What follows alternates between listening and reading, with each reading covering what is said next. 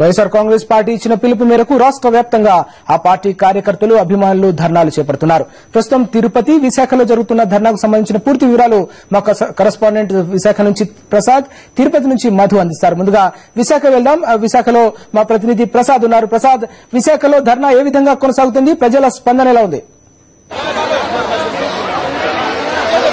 రాజు, ఆ రాష్ట్ర ప్రభుత్వం నిర్లక్ష్య వైఖరి, ముందు చూపు లేకపోవడం వల్లే రాష్ట్రంలో విద్యుత్ సంక్షోభం ఏర్పడిందన్న ప్రధానమైన నిరసన వ్యక్తం చేస్తూ రాష్ట్ర వ్యాప్తంగా వైఎస్ఆర్ కాంగ్రెస్ పార్టీ ఆందోళన చేస్తోంది, ధర్నా చేస్తోంది. ప్రస్తుతం మనం తూర్పు తీర విద్యుత్ సరఫరా కేంద్రానికి సంబంధించిన ఈపీడీసీఎల్ దగ్గర ఉన్నాం. ప్రస్తుతం మనం చూసుకుంటే వైఎస్ఆర్ కాంగ్రెస్ పార్టీకి సంబంధించిన కార్యకర్తలు గానీ, సామాన్య ప్రజానీకం గానీ భారీ ఎత్తున తరలి రావడం ద్వారా తమ నిరసన వ్యక్తం చేస్తున్నారు.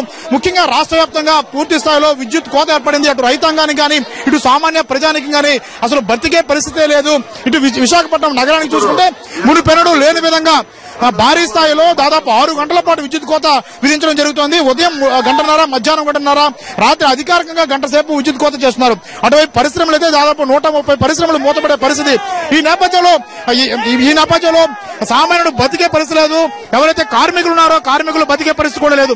ఈ మొత్తం పరిస్థితి, దారుణమైన పరిస్థితి రాష్ట్రంలో తొలిసారిగా నెలకొన్న నేపథ్యంలో రాష్ట్ర ప్రభుత్వానికి నిరసనగా మొత్తం ప్రజానీకమంతా రోడ్డెక్కడం జరిగింది. దీనికి పూర్తి నిర్లక్ష్యం ప్రభుత్వందే కారణమని చెప్తూ మొత్తం రోడ్డెక్కిన పరిస్థితి మనకు కనిపిస్తోంది. మనం చూస్తున్న ప్రస్తుతం మొత్తం మనతో పాటు వైఎస్ఆర్ కాంగ్రెస్ పార్టీకి సంబంధించిన నేతలంతా ఉన్నారు. చెప్పండి వంశీకృష్ణ గారు, చెప్పండి, ఏ పరిస్థితుల్లో మీరు ధర్నా చేస్తున్నారు? ప్రభుత్వం ఎందుకు నిరసన వ్యక్తం చేసే పరిస్థితి?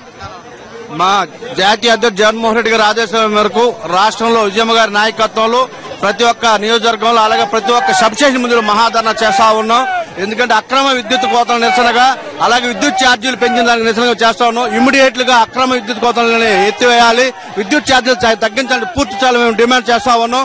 ఈ రాష్ట్రానికి ఏం అవసరమో ముందు చూపుగా ఈ ప్రభుత్వం తీసుకొని ఇమ్మీడియట్ గా అక్రమ కోతలను ఎత్తివేయాలని చెప్పేసి మేము డిమాండ్ చేస్తూ, ఈ రోజు పారిశ్రామిక ప్రాంతంలో అయితే ఉద్యోగస్తులకి జీతాలు కూడా ఇవ్వకుండా మా కరెంట్ కట్ అని చెప్పి చాలా ఇబ్బంది పడుతున్నారు.